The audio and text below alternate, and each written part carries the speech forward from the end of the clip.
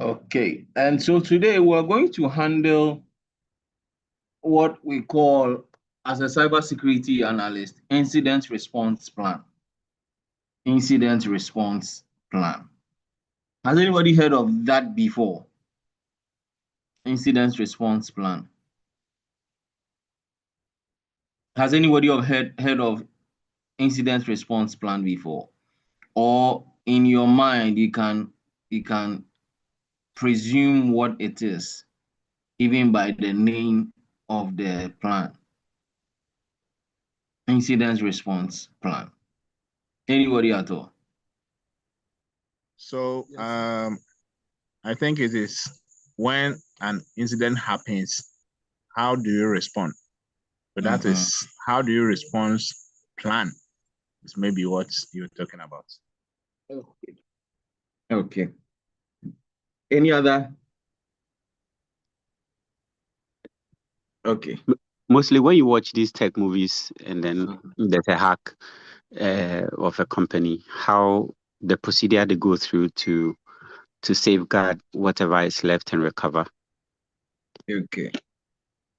Safeguard and recover. That's fine.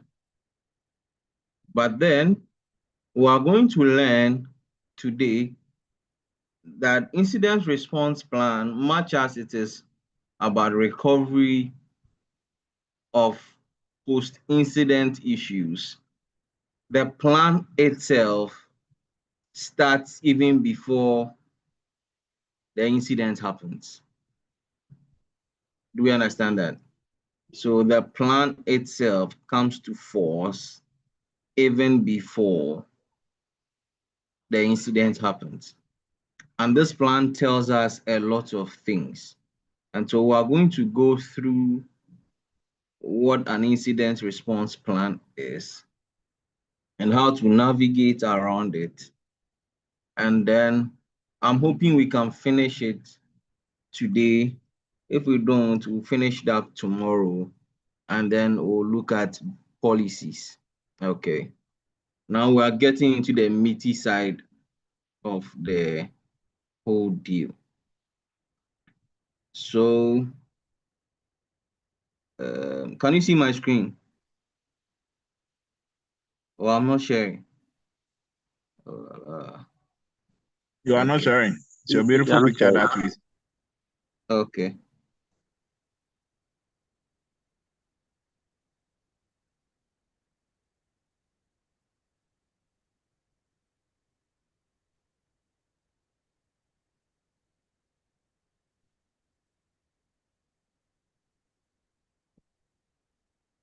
Can you see my screen now? Very well. Okay.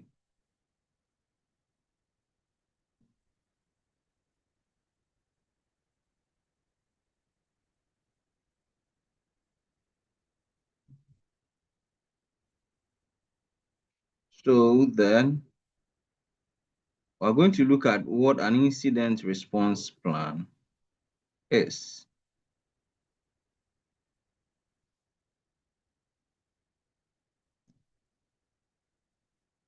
So an incident response plan,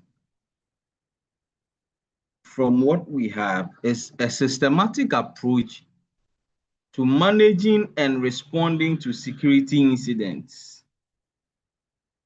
So how you manage your security incidents and how you respond to the security incident, breaches, and cyber threats.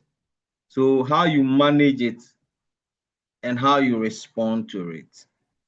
So it's not just about the response, but how you manage the whole situation. So if it was election, they'll say before, during, and after the elections. So how you manage it before, during, and after the incident. So if we talk about incident, it means that it is either a breach, a threat, or something that has happened. So the primary role is to identify, contain, and mitigate. Identify, contain, mitigate, and recover. And recover from security incidents while minimizing the impact on the organization. And so we're looking at, so when we're talking about risk, we're talking about the probability of it happening and the danger it will cause, the impact.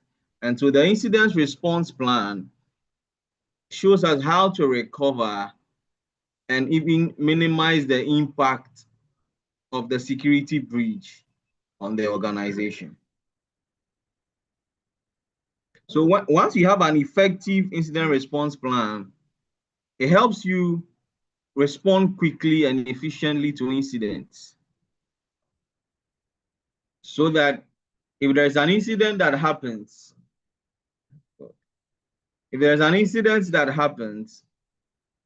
and you are supposed to respond, you do so quickly so that it reduces the potency of the attack.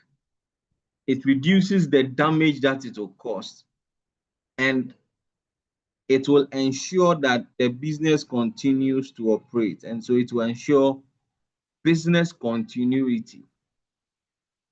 Business continuity. We'll look at all of that going forward. Business continuity. So that irrespective of what has happened, the business will continue to move along despite the risk, the breach, or the incident. So if you can see my screen, the key objectives of the incident response plan. Number one, to minimize the impact. So when you have an incident response plan, one of the things you're looking at is that you have accepted the fact that incidents can happen, breaches can happen, threats can happen. Now, if it happens, your plan, one of the major objectives of your plan is to minimize the impact, reduce the damage by the incident. So as for the incident that has happened, as for the damage, it is there. But then your job is to reduce it to the barest minimum. Do you understand? The next one is swift recovery. So it ensures that the company recovers quickly its systems and operation, so that there is a data breach, there is a malware attack, there is a ransomware attack, whichever attack, that you can recover your system swiftly and proceed with business. And then compliance. This is a part that is not enforced in Africa, especially in our parts of the world. And so that is another conversation we are having. That is another conversation we are having, the compliance bit of it, so that it meets regulatory and legal requirements for incident response and reporting. There are regulatory requirements. And so, for instance, in our Cybersecurity Act, there is a systematic way of reporting a cybersecurity incident in your company. The question is, number one, how many companies even know of this? Number two, how many companies do follow it? So there is Data Protection Commission. There is the Data Protection Act. All right. Now it spells out how to report incidents, compliance, and all of that. But the question is, are they following through? Okay. And then the next thing is that it helps you to learn and improve. So once there's a breach and you document it and you solve it, it helps you to know the loopholes that exist that can be breached and how to increase or better your security posture. Okay. Who is writing on my screen?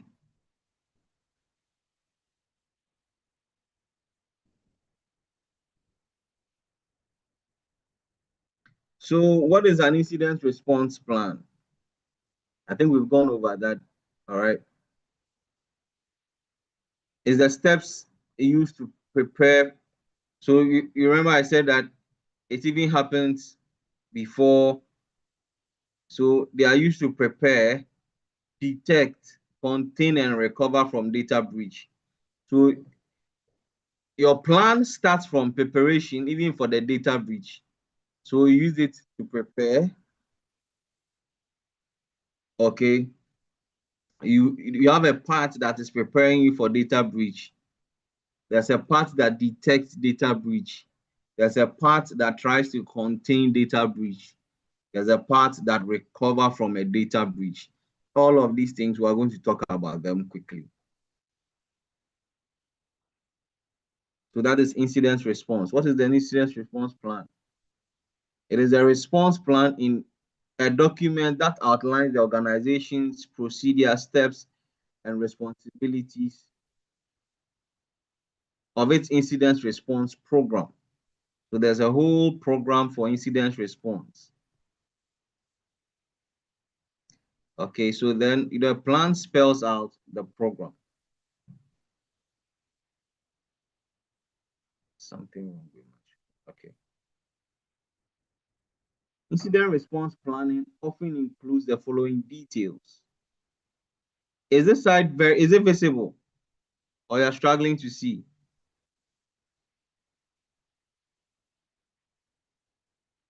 Struggling to see. Okay, let me increase that side a little bit.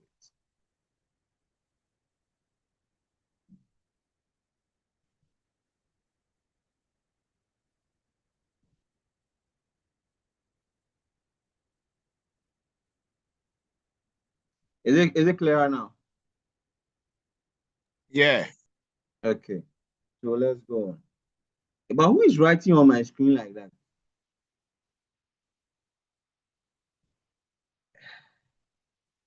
Apostle, can we be writing from here on your screen? Is that possible? Yes. Yeah, it is. Okay, don't worry. Can we get it bigger than this, please?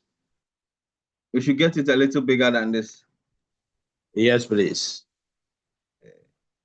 Okay. Is this fine by you?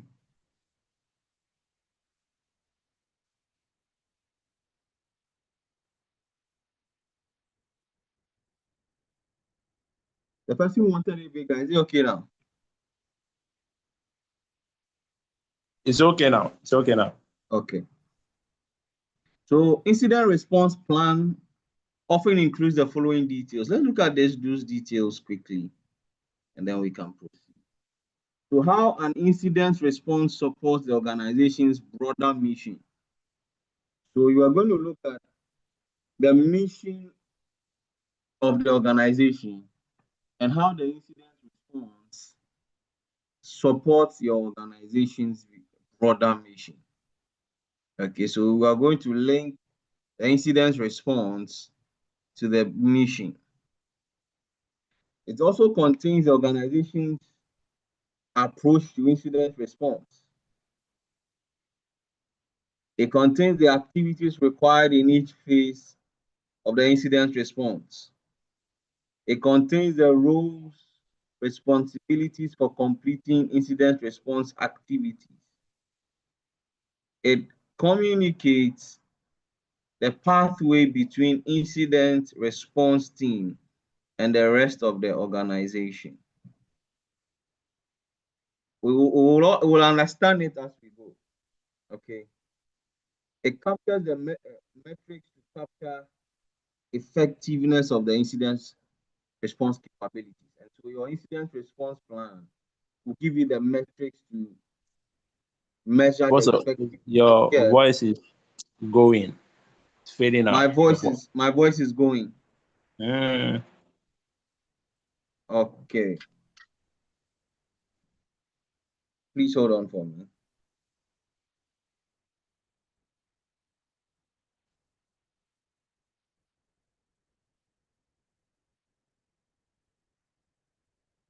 Hold on for me, please.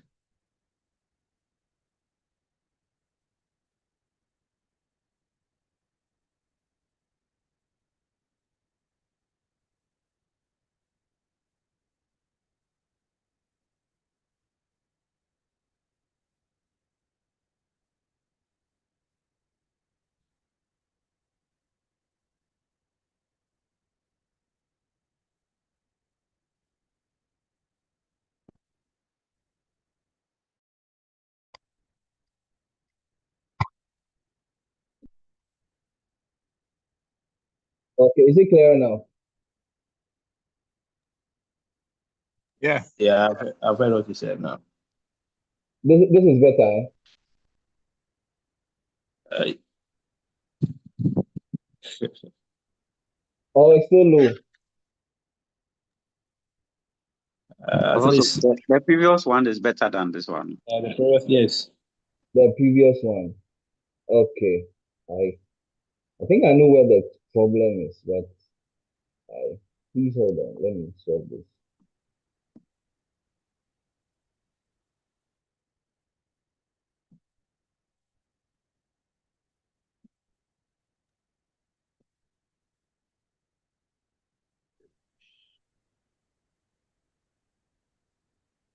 Please hold on.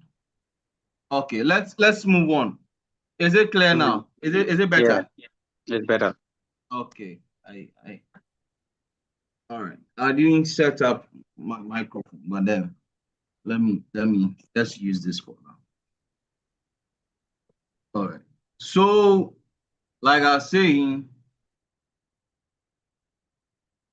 we're going to look at the metrics to capture the effectiveness of the incident response capabilities. As we go on, you see all of them in the incident response plan. All right.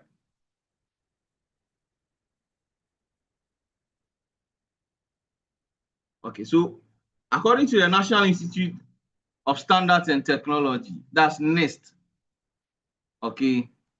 As a cybersecurity person, NIST, okay, this particular law, okay, NIST is your cybersecurity Bible. So just like a Christian's foundation is the Bible, every law, or for instance, okay, so every standard, okay, in cybersecurity has NIST as the foundation. Do you understand? We'll come to NIST proper when we get to auditing and all of that. But this serves more like the foundation for cybersecurity laws. All right. So there are 4 key phases to incident response. 4 key phases to incident response. There is a preparation stage. There is the detection and analysis. There's a containment, eradication, and recovery. And there's a post-incident activities. So there is a preparation stage, there is a detection and analysis, containment, eradication, and recovery, and then the post-incident. Let's look at what all of that means. The first thing that has to do with preparation, okay, is policies and procedures. Remember that last 2 weeks, we started talking about controls and policies. Remember that, right? Cybersecurity controls and then policies. So in preparing for your incident response, the first thing an organization has to do is to have a cybersecurity policy. If you don't have a cybersecurity policy or a privacy policy, your company, irrespective of whatever cybersecurity implementation you have done, you are not actually ready for cyber attacks defense. Do you understand what I'm saying? So you can have whatever put in place,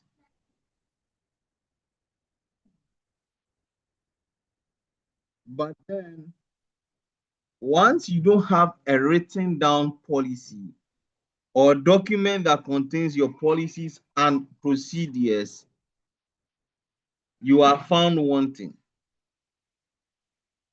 So then you have to develop and document incident response policies and procedures. You have to develop the document.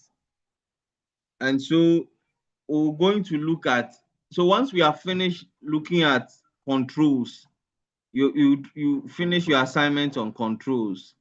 The next assignment I'll give is that you develop a policy, so that then you are now beginning to practice whatever we are learning in the classroom. You know what a policy is, you can develop a policy.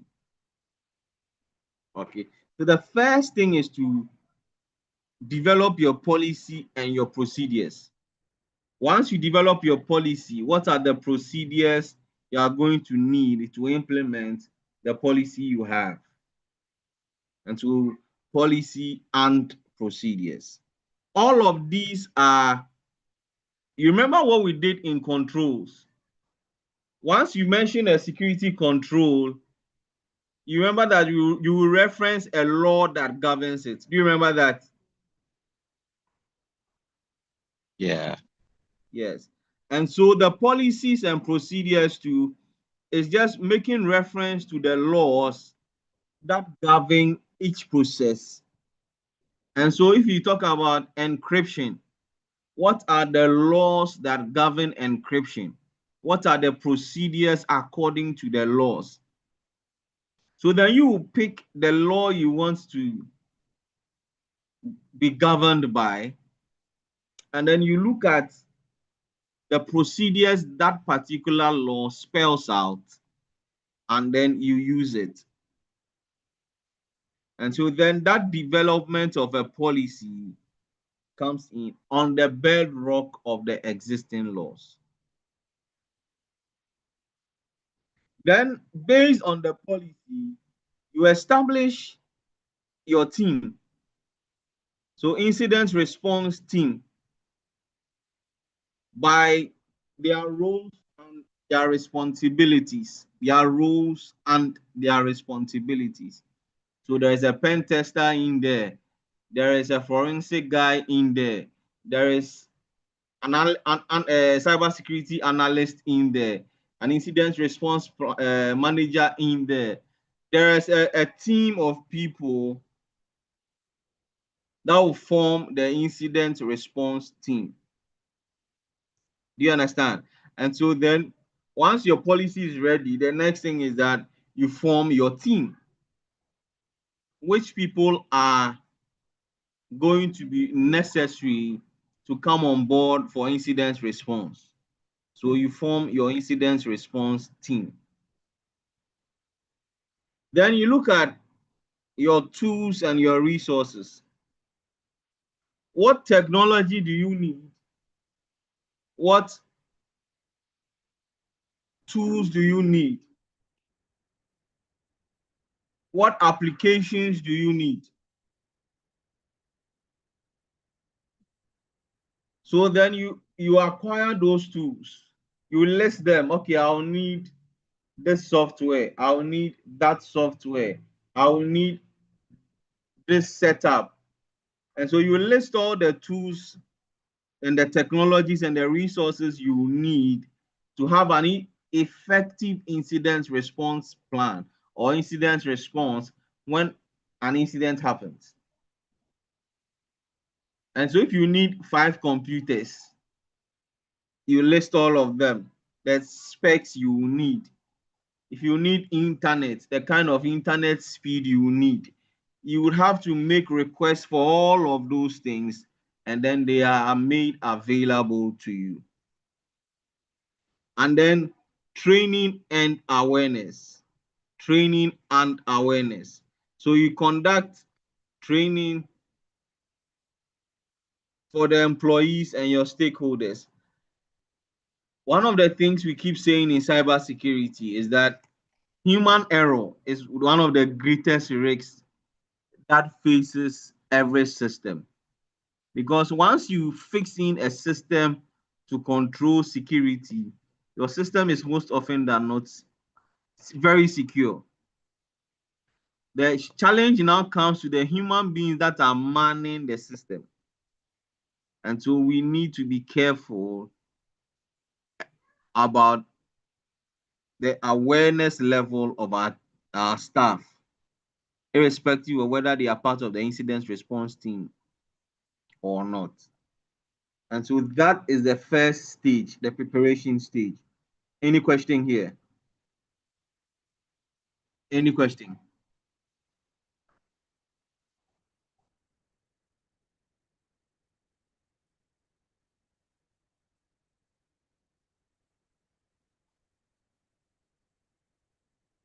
Are we fine?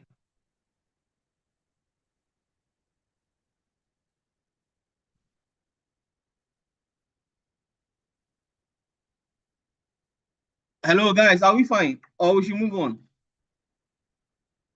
Yes, I'm okay. Let's Okay. move on.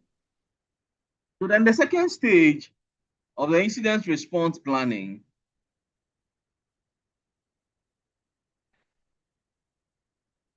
is the detection and the analysis. The detection and analysis. So the second phase is to determine whether an incident occurred, its severity, and its type. So you're actually now coming to find out, has the incident happened? How severe was the incident? And what type of incident that was? Now, if you're able to determine all of this, then you can now know what type of action to take. And so there's the detection mechanism. So you implement intrusion detection. I think we spoke about intrusion detection, intrusion prevention earlier, right? And so you implement all of that, the intrusion detection, intrusion prevention systems to identify potential incidents before they even happen. All right. Then you should have your initial analysis. So you perform an analysis to determine if an incident has occurred and assess the scope and the impact. So now the incident has happened. You have to perform an initial analysis on that particular incident, and you have to assess the scope of the incident and the impact. How widespread is the breach? Which systems are affected? Which computers are affected? Which networks are affected? What is the impact? How is this going to affect the organization and how we do business? So there's a data breach in MTN and wipes away all the numbers of the customers using MTN or encrypts them. How widespread is that? Is it limited to the numbers in Greater Accra or Central Region or Western Region or the whole country? That analysis will show you. And then what is the impact? How has it affected MTN as a business? You look at that too in your detection and analysis. I hope it's clear. And then your reporting. So you have to establish a clear process for reporting suspected incidents. All of that will be spelled out in your policy, your reporting method. All of that will be spelled out in the policy. And so the policy is more like the direction, the document that gives direction to the company in whatever they do. And so once there's an incident, you just pick the policy. What does the policy say we should do? And so then in the policy is the incident response plan. Then you follow that plan to execute it, and then you will be fine. So the third phase is a containment and eradication phase. Containment and eradication. So the purpose of containment and eradication is to halt the effect of an incident before it causes further damage. So the incident has happened. The damage has been caused. But then quickly you need to take steps so that you can stop the effect from getting deeper or causing damage. As for the damage that has been caused, but then the objective is now to keep the effect as the barest minimum or at the current standing so that it doesn't go deeper than it has cut. Okay, so you take immediate steps to contain the incident to prevent further damages. So what do you do in the short term? Temporary measures to contain the incident while more permanent solution is developed. That is if you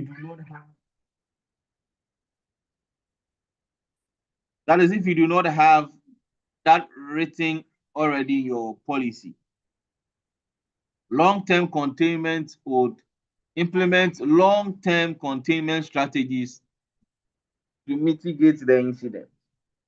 And so then your containment and eradication will give you the to contain or prevent the effects from getting bigger or spreading them more. And so if you have to shut down your system, if you have to do some backups or configurations, you get me, all of that will be spelled in your containment plan. Is that clear?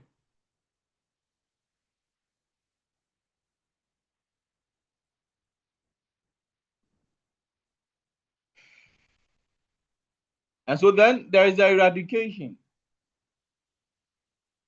And that is the root cause analysis. This is where the forensic people come in. Identify and eliminate the root cause of the incident. So then you do a forensic investigation. Where did the breach come from? Where did the breach come from? Okay. And when you have found out, then you remove the malicious element, whether it is a malware, unauthorized assets, or other elements. And so when you find the root cause, then you deal with the root cause, and then you restore the system, or you restore it to its pre-incident state.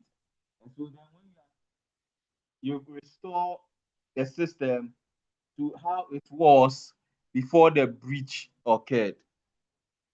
You restore the system to how it was before the breach occurred. So far, any question, or we should make progress?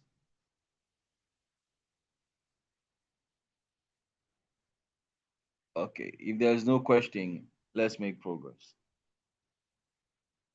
And so then there's a post-incident recovery.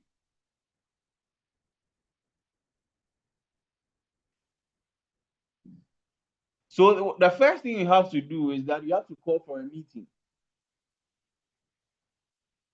A meeting of the relevant parties should be called after a major incident. And then you structure or you bring out the lessons you have learned in that data breach, so that you can, with the lessons you have learned, prevent something more severe from happening to improve your security, so that nothing more stronger than that particular incident should happen again. So then what do?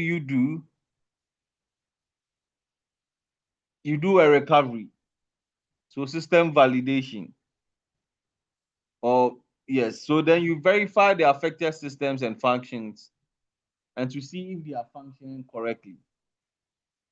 So then you have done your restoration, okay? You have done your restoration. But then after you have done your restoration, you have to test and find out whether all the backups you restored are working properly. If there was a software breach, the software has been restored. Is it working like it has to work now, or there is an issue?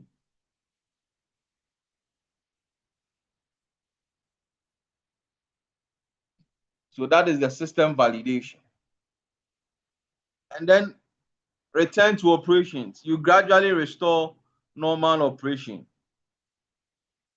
And then once you are returning it gradually to normal operations, you are monitoring to see if there are any signs of remaining issues. It's just like somebody was very sick and the person has gone to the hospital to get treatment. But due to the severity of the sickness, the doctor says that, okay, come back for review after 1 week. You are no longer in the hospital bed. You have gone back to normal life. But I want to monitor you. Or they tell you can go back to work, but don't do any heavy lifting for 1 month. What is it trying to tell you? You are going back to normal operations, but they are monitoring you to see if the sickness is part of it is still there or you are completely healed. So come for review. When you go to run some tests, all of that is to ensure that you return to operation smoothly. So then you continue to monitor the systems to ensure that the incident has been fully resolved. Like a sickness, you go for review, then they will tell you come back in another month. Then you continue testing till the doctor clears you that, oh, now we are sure that the system or the sickness has left your system. I don't know if there's anybody here who has had such a health challenge before. I don't know if it will be too much to ask you to share. Where you kept going for review until the doctor cleared you that now you are fine. Anybody wants to share such an experience with us?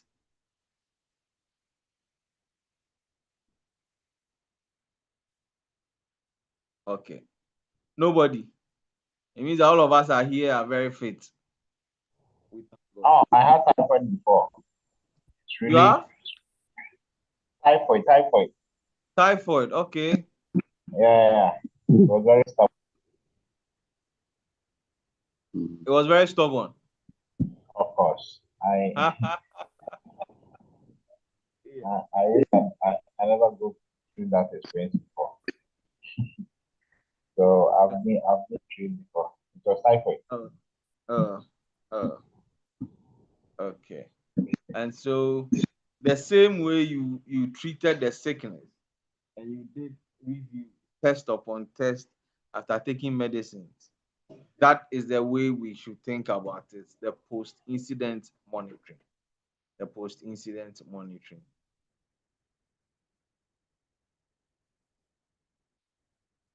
And then you look at the lessons learned. Okay. So conduct a debriefing session with the incident response team to discuss the incident. And you look at what are the mistakes that led to the incident in the first place. How can we prevent another breach like that? Okay, so then and one of the things we have to understand in this space, okay, is that what word is this? What word have I highlighted? Document. Document. So in this space, whatever you do, you must document it. Whatever you do, you must document it. If it is not on paper, it does not exist. Just like the zero trust thing. Everything you do in this space, you must document it. So you must document the incidents, the response action, and even the lessons learned. You have to write it on paper. And then improvements. So update the incident response plan, policies, and procedure based on the lessons learned to improve future response.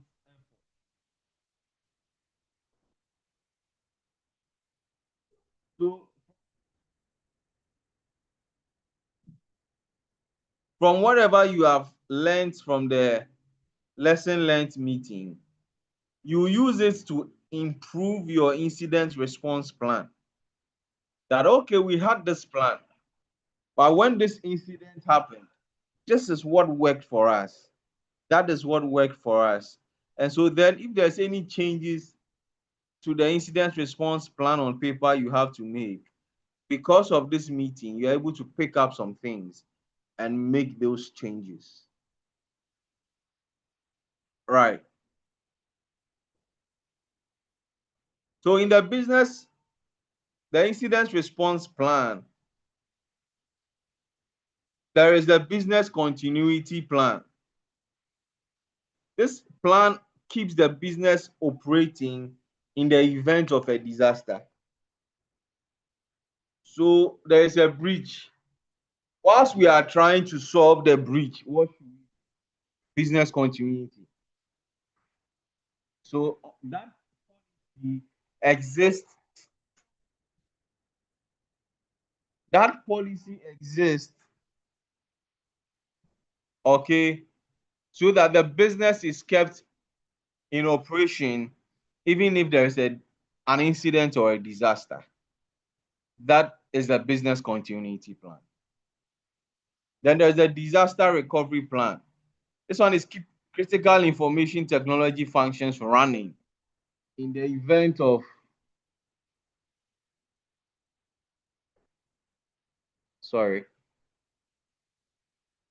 it keeps critical information technology functions running in the event of a disaster. So if there's a disaster, there are some critical services that they should not stop running. You get, there are some systems that are so crucial to the existence of the company that if they are shut down, it will affect actually the work of the company. And so those systems, you have a plan for them.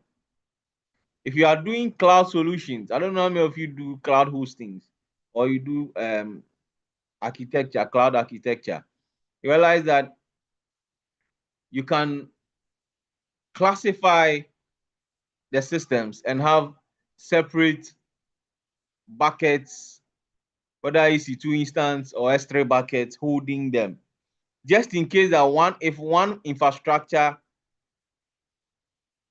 is harmed, the other that is keeping sensitive information is not harmed. All of these things come to play when you are planning for your recovery plan. Do I have a question or we should move on?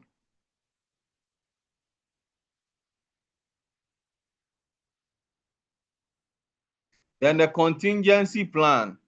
A contingency plan covers a combination of the disaster recovery and the business continuity. So then you can say that the continuity plan is a combination of the business continuity plan and the disaster recovery plan.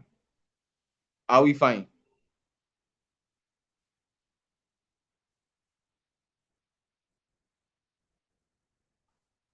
Before we move on, do we have any questions from what we have spoken about so far? Incident response planning. Or we are fine?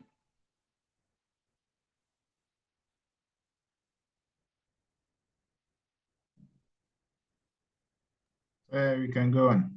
We can go on. Okay.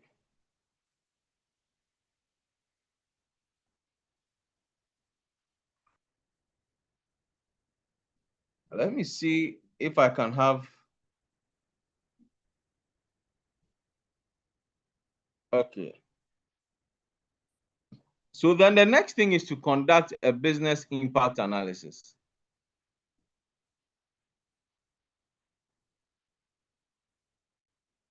Okay, so a business impact analysis is a process used by an organization to identify and evaluate the potential effect of a disruption to critical business operations.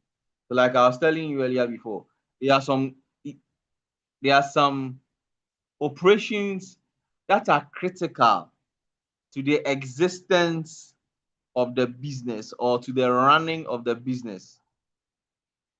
If those operations cease, okay, it means that the business in itself cannot run. There are some parts of the business, if the operation ceases, the business can still run. It will not, it will, though it will affect the business, the impact will not be that huge. And then there is that side of the information system where if it goes off or there's a problem, it affects the real work of the business because that data or that system is what the real work is hinged on. It's just like, how do I put it? You are in a hospital, right? They've classified the data. So then there is a part of the system that holds patients' information, health information. There is a part that holds pharmacy information. There is a part that holds accounting information or finance information. Now, let's assume that there is a data breach, all right, and it affects briefly the finance information. Will it so much affect the running of the hospital? What do you think?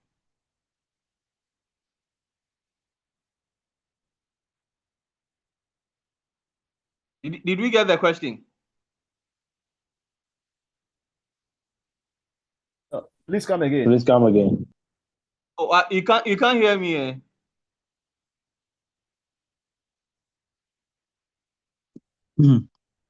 Is my voice down?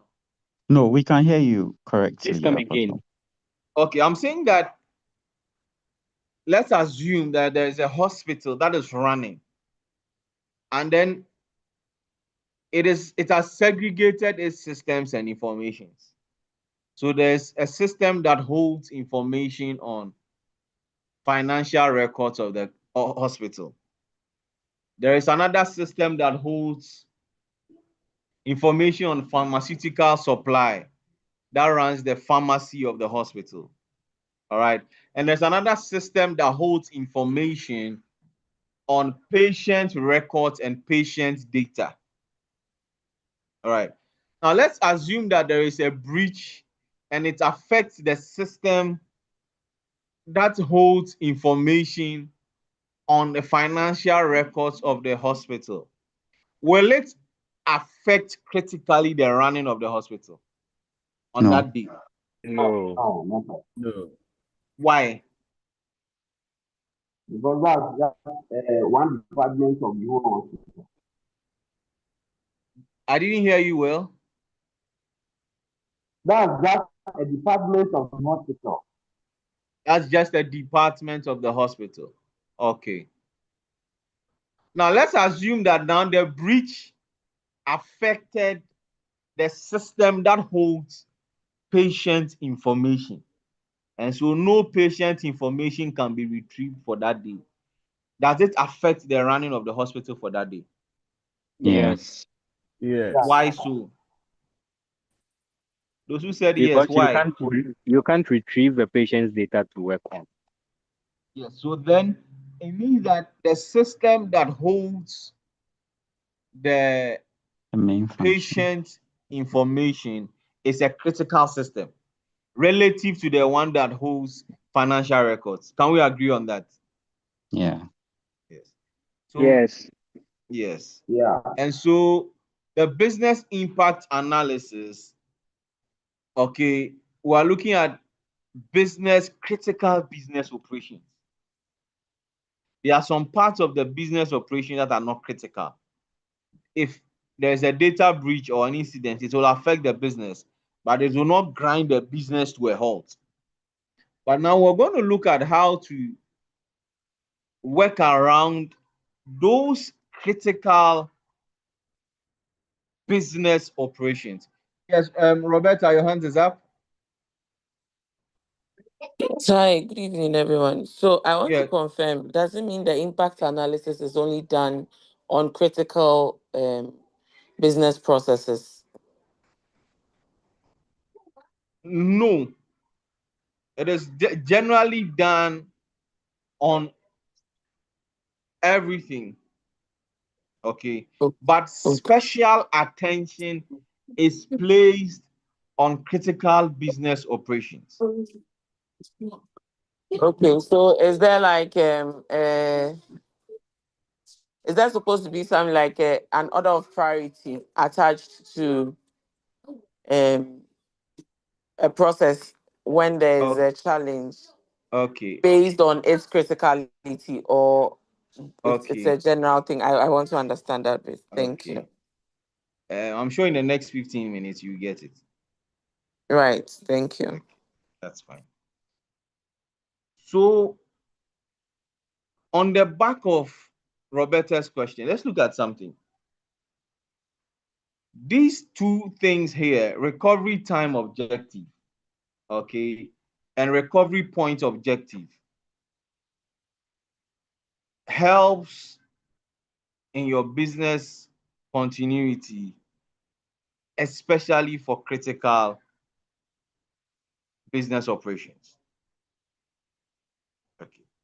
So then the recovery time objective for incident response, okay, is the time within which a business function must be restored after an interruption.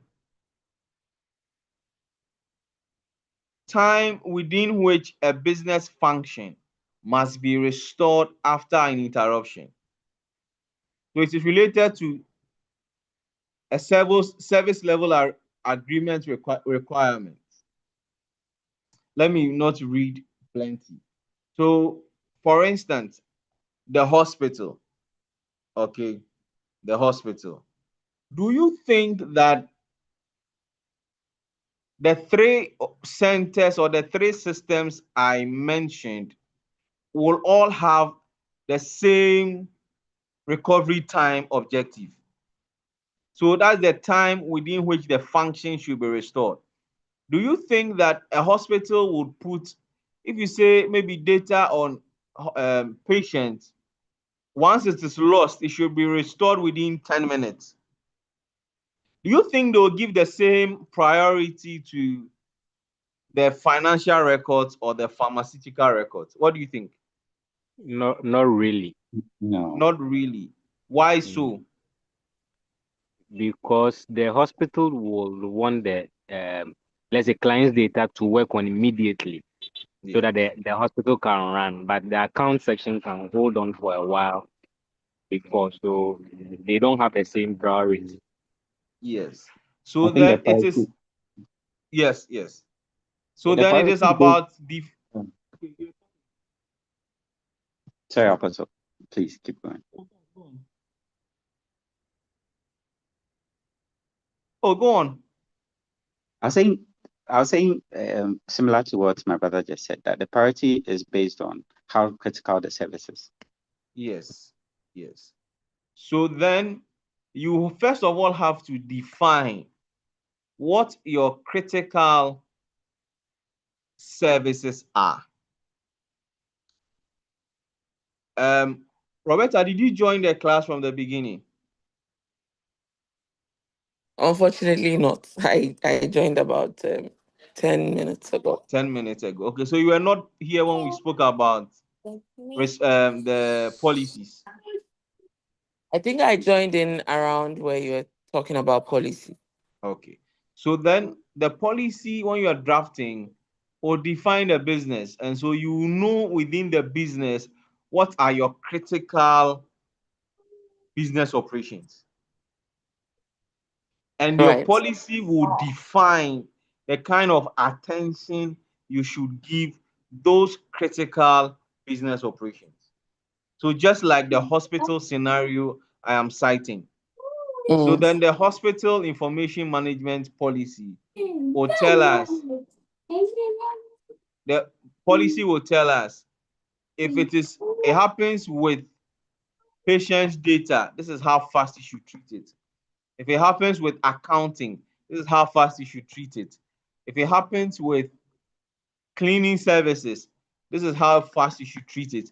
And all of that will be based on what the hospital determines as critical business operation. Roberta, am I getting close to answering your question? Yes, you are. It brings my mind to inquire if there's a standard that cuts across industries, because it looks like the hospital scenario may differ from, let's say, a financial institution scenario. Okay. Were you here when I mentioned a Bible, cybersecurity Bible? I doubt no. Okay. So I mentioned that, please, what law did I mention? Was those of you who were here earlier? NIST. That is NIST. So understanding NIST is just like a Christian understanding the Bible. It serves as a foundation to build every other thing. Okay. Yes. And so there's much as laws may differ, okay, from region to region and all of that, and industries and all of that. But NIST serves as a foundation where certain standards may align across board. And so for, I think, last 2 weeks, or last 2 weeks, when we're dealing with, it was information security control, you realize that almost all of them had NIST and ISO in there. How many of us remember?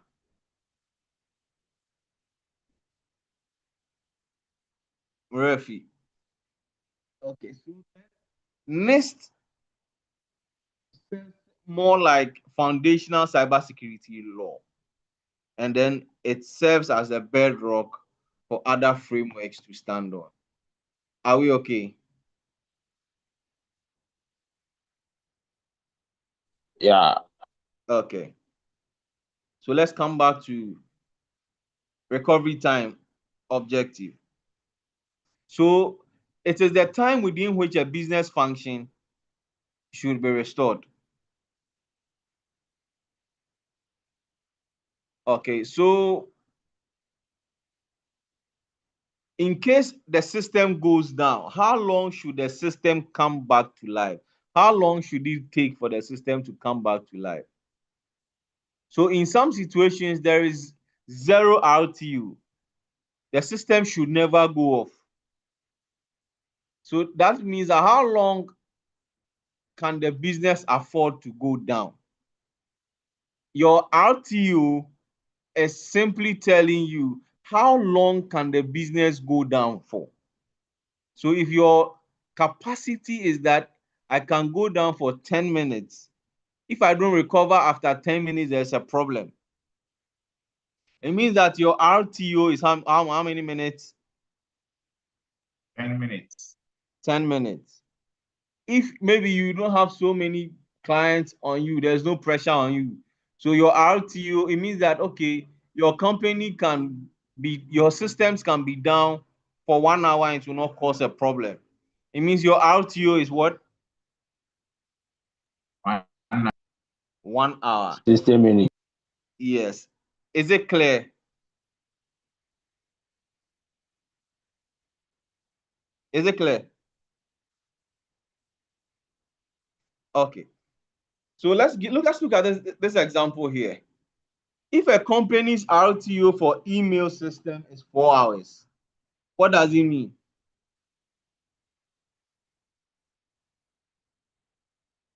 It means that the email system must be restored and functional within 4 hours to avoid severe impact on business. It means that if it goes off within the first 4 hours, we are fine. And shut down hard inside. But after the 4 hours, then severe impact starts. Severe impact on business operation starts. Do we understand that? Yeah. Okay.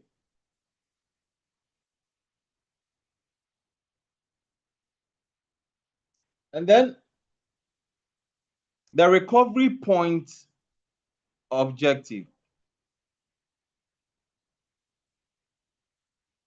How long the company can afford to lose and the business can still run?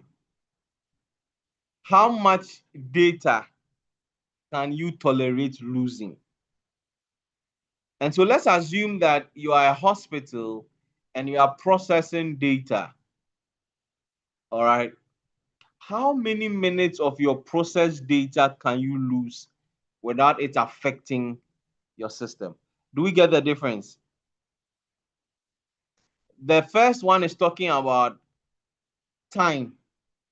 The second one is talking about volume of data registered in time. So they are all talking about time most of the time, or most often, but one is talking about real-time restoration. The other is talking about the data that is lost in real time. Do we get the difference? Or I'm confusing you? Please come again. I should come again, eh? So Yes, the sir. recovery time is talking about how long your system can be off, all right, without it causing a problem to your data, to your system, or to your institution. That is clear. We don't have a problem with that, right? Now, the recovery point is this. Let's look at this carefully.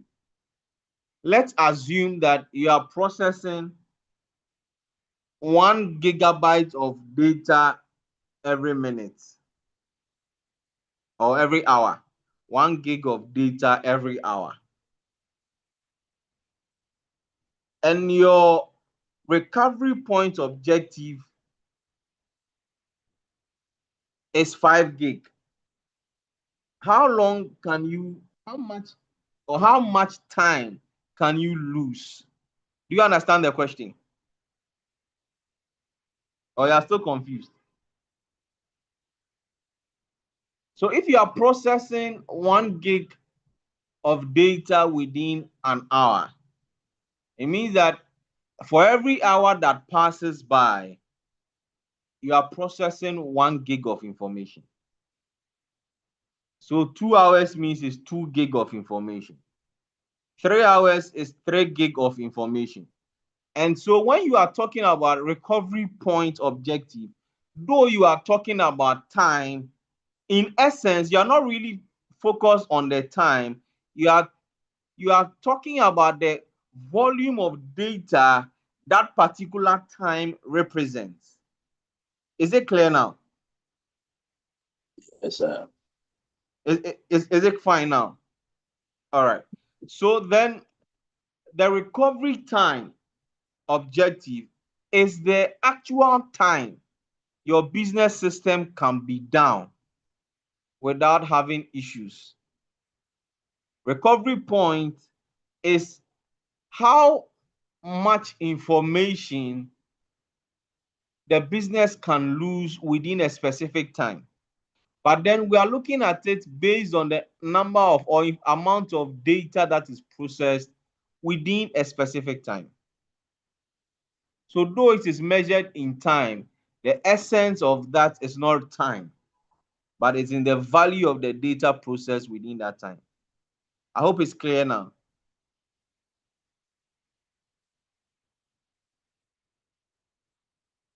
Please, do you have any question on this?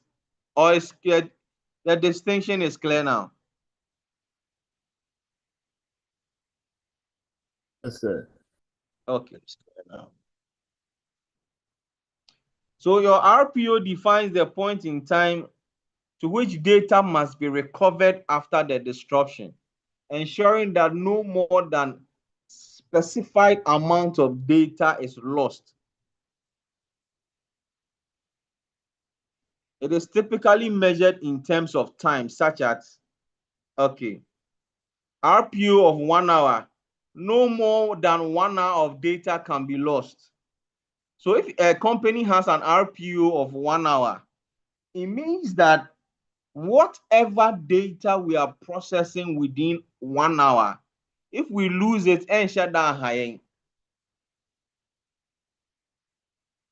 do you understand?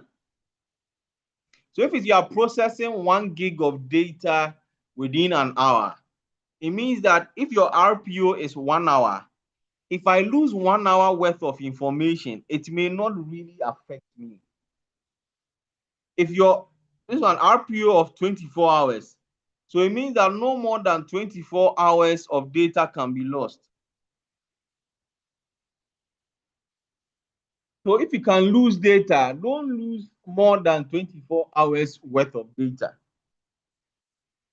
So that means that whatever information we are processing, if we can lose anything, we shouldn't lose up to 24 hours of data processed. Please, is it understood? It's clear now. Okay. So look at this carefully now. A lower RPO value indicates a more stringent recovery for data, meaning that less data can be lost during that disruption. It means that a company can say that, as for me, my RPO is 15 minutes. What does it mean? My RPO, not RTO, my RPO is 15 minutes. What does it mean? It means the company can offer to lose data within 15 minutes, not more than 15 minutes. Not more than 15 minutes. It means that if you lose any data at all, it should be equivalent with data that is processed within 15 minutes. I hope we have this understanding clearly.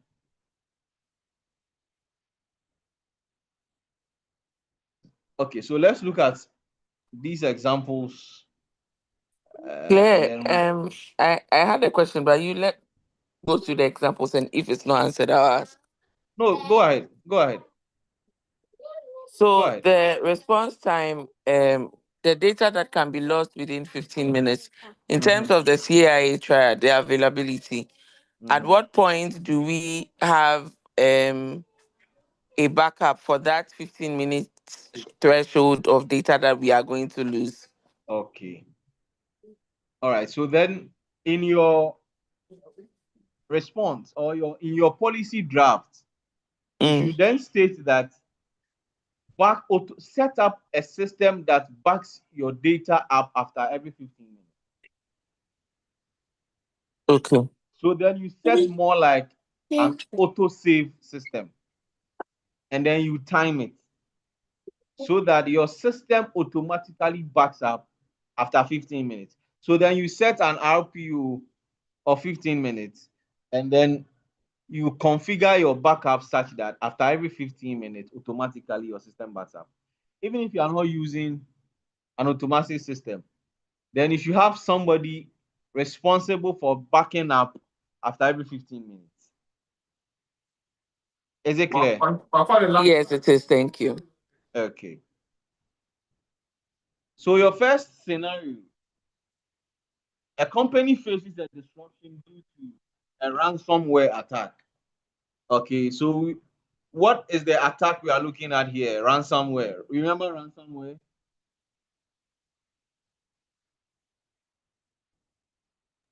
Yeah, That I do. affects I do. its other processes, other processing system, and customer database. So RTO example. The company's RTO for order processing system is 2 hours. This means that the order processing system must be restored and operational within 2 hours to avoid significant disruption to the sales and customer satisfaction. It means that there's a store that is processing orders. Let's say Alibaba or Amazon. Those are the very top-notch ones. Recently, there is Temu. I don't know how many of you have bought from Temu before. And then there's, in the past, Kiku. Now, let's assume that Amazon's order processing system has a problem. The policy is saying that whatever problem that caused our order processing system to go down, within 2 hours, whatever problem there is should be solved.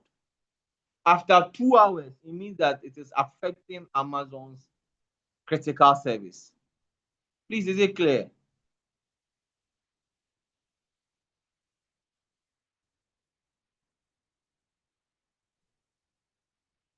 Okay. So to meet this RTU, Roberta, this is where your answer is coming. The company has implemented high availability solutions and detailed disaster recovery plan that include rapid failover to a backup system. So there's a rapid failover to a backup system so that there's a standby backup that if the main system is not working, we can fall on a backup system whilst we try to restore the main system. So it's just like you are running ECG, and then you are running solar, and you are running generator. If ECG goes off, and after 10 minutes, it has not come back on, switch to generator so that whatever problem there is, the business can still run whilst we are trying to solve the ECG problem. If the generator goes off, within 5 minutes, switch to solar energy so that whilst we are trying to solve the generator and ECG problem, solar is there. So then, like, remember I said, have a backup and always have a backup for your backup. Are you seeing the practicality now? Yeah. Yes. Okay. So let's look at the RPO example. The company's RPO for customer database is 30 minutes. This means that customer database must be backed up at least every 30 minutes to ensure that in the event of data loss, no more than 30 minutes of transaction data is lost. Do we see the practicality now? So your RPO is saying that after every 30 minutes, backup. So that if there is any problem in the company at all, we don't lose data more than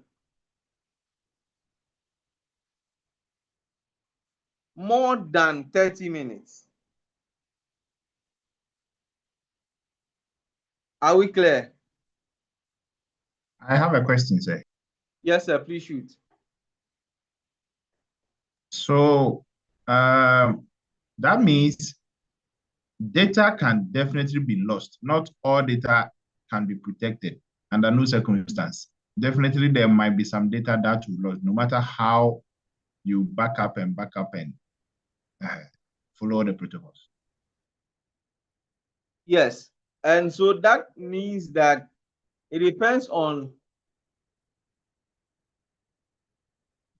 the critical services you are running.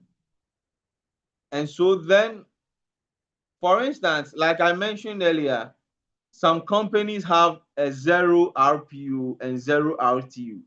It means that for their company, they cannot even afford 1 minute of data loss. You have to then look at your company and what is the critical system and how much data you can lose that will not affect the company. Do you get it now? Yeah, if I you get think it now. your company, if you lose 2 minutes of data, it will affect you, then you set your RPO to 0 minutes. It means that for every minute, there should be a constant backup, every minute. All right, sir. It means that you have a system that runs that every minute there's a backup so that you don't lose up to 1 minute of data. But then this is 30 minutes is set because they know their company, they know the amount of data they process. And so they are saying that if I lose 30 minutes of data, it will not affect my business. Do you get it? Yes, sir. Okay. I have Let's another look at, question. yeah, question. Shoot, sir. I don't know, but let me ask. Can you maybe give an example of such an institution that might likely be able to lose, for instance, 10 minutes or 15 minutes of data that will not affect? Okay. Let's, please, if you're a politician, forgive me. Okay. Let me give you this example and then we'll be cynical about it. We all know the Wyoming story, right? Mm-hmm. Why was Wyoming paid money he didn't deserve? The foundational thing was that the government of Ghana said he had lost their documents. Okay. Something like that. Yeah, so once Wyoming presented a contract to the government of Ghana, they had no data to verify. And so they used Wyoming's contract he brought as source document to verify and pay him. As an information security analyst, is that a wise thing to do? Not at all.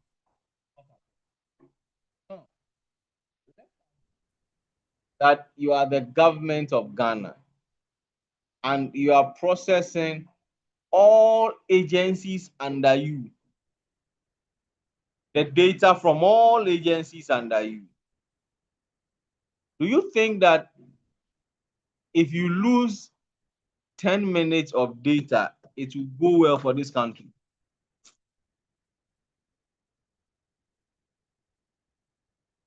Okay, so the government cannot lose. Actually, I was looking for a company that might lose, that will not affect them. Well, let's look at a system like which company can I use that will 10 minutes? You're looking for 10 minutes. 10 minutes will do. I just want to get understanding. Understanding. Okay, let's say, for example, you are a church. Let's use a church. All right. And you process data of the people that are coming to church. And then you have a system shut down on a Tuesday when nobody is coming to church. Will it affect you? Okay, I get it now. No. No.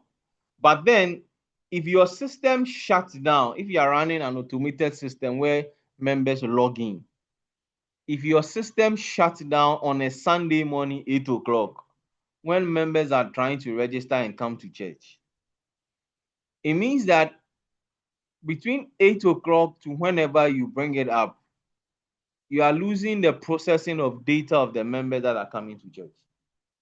So then you can set it such that I cannot go down for more than 10 minutes on a Sunday morning. I don't know if it's clear. It's clear now. It's clear now. All right.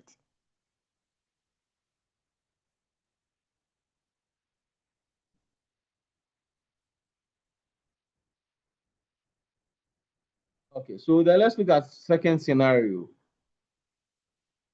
A financial service company operates an online trading platform that allows customers to trade stocks. So to trade stocks, let's look at Bamboo, okay, and manage their investment portfolios. A significant disruption occurs due to database corruption, affecting both the trading system and the customer account data. RTO. The company RTO for trading system is 1 hour. It means that in the event of the disruption, the trading platform must be restored and fully operational within 1 hour to avoid significant financial loss, regulatory penalties, and damage to customer trust. I don't know how many of you do Forex trading. All right. But then, okay, even if you are doing Forex, you set your stop loss. There was this gentleman who said he has won money from, you see, Aviator, and I say, BB. I think it was about 5 million CDs, was a 500,000 CDs, where he says that when he entered the trade, his network froze or any phone freeze. I don't know if you follow that story. I remember one Yes. Muslim guy. I remember. Yes. So at that particular time, whether it was a system breach on his part or not, there was a freeze in his system. This one is inured to his benefit. So we didn't make a fuss. He didn't make a fuss about it. But let's assume that when his phone froze, he actually lost money. Are you getting the example?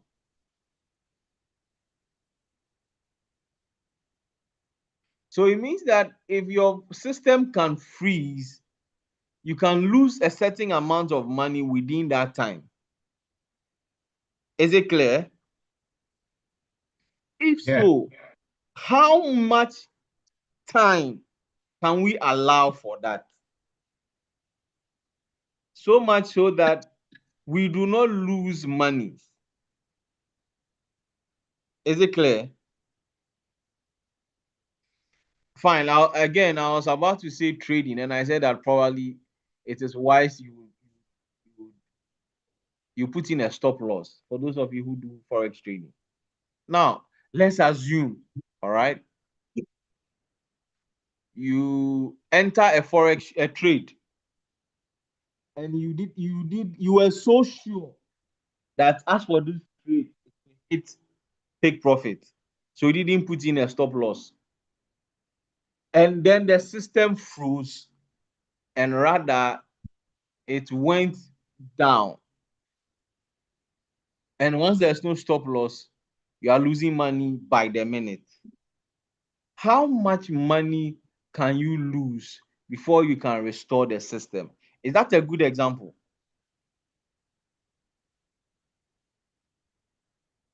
Or I've succeeded in confusing some people? Maybe because personally, because I do not understand anything about forex trading, so I'm not getting it. Yeah. But then you understood the aviator example I gave, right? Yes, I do. Yeah, so let's stick to that one since it's clear. Question. So please, will this be in direct correlation with what the organization's risk appetite will be? Yes. Okay. I've done some risk analysis studies before, eh? No, not really. Not really. The way you're using the terms, risk appetite. Don't worry. It's I love it when I hear you using those the term, the language, risk appetite. And so it means that also, it means that we can only risk our data for 1 hour. That is our appetite.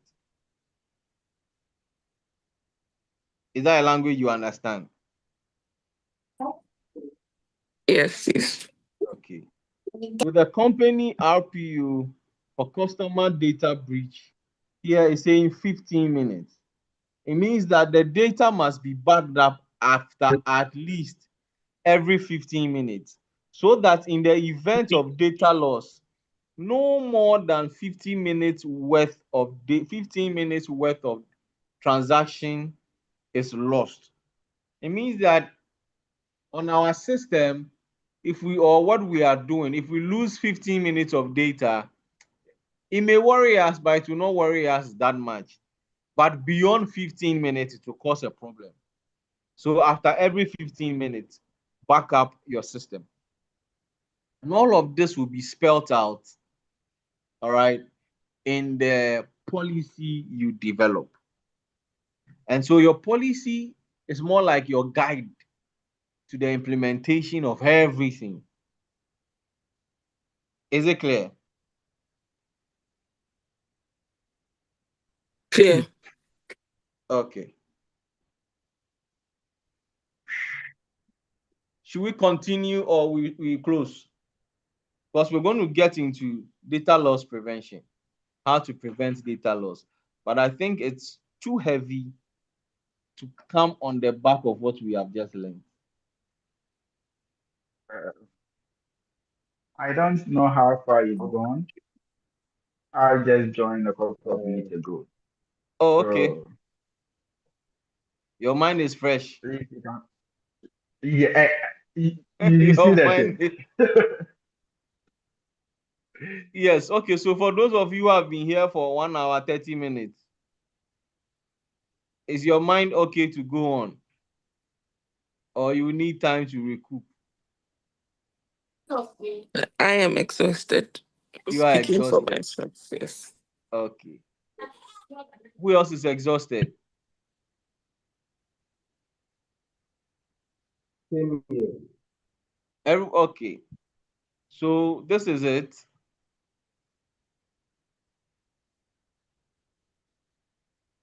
So data loss prevention is generally how to prevent your data from leaking, but it's as cumbersome as what we started. Like I said, we are getting into the meaty part of the course. When we started, it was very, very nice. It was not too technical, right? But much as this part is getting a bit technical, I'm trying to simplify it as much as possible. Am I doing a good job at that? Yes, sir. Okay. But that said, because these are new concepts to you, I'm trying as much as possible not to overload you, right? Not to overload you. And so I think that we can start with data loss prevention tomorrow rather. That is fine. That is fine. Okay, so let's pause here for some questions, suggestions, and then we can move on.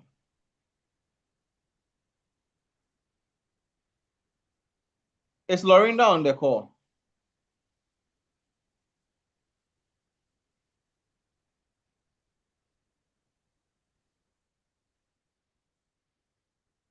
Is Lorinda here? Lorinda Amba School. On your school fees, into your family school fees. Madam, where's your friend? She was on. Oh. Really? She's on. Lorinda, are you here?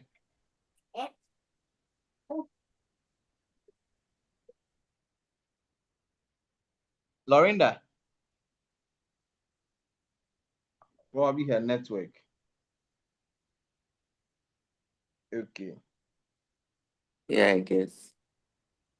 Okay. We'll have that discussion. But then we're 16 on the call now. We're supposed to be more than that, hitting almost 40, if not more than. The first question I would want to find out is, what do you think amount or accounts for? Let me stop the streaming first. Let me first of all stop the sharing. Okay. Let me stop the streaming.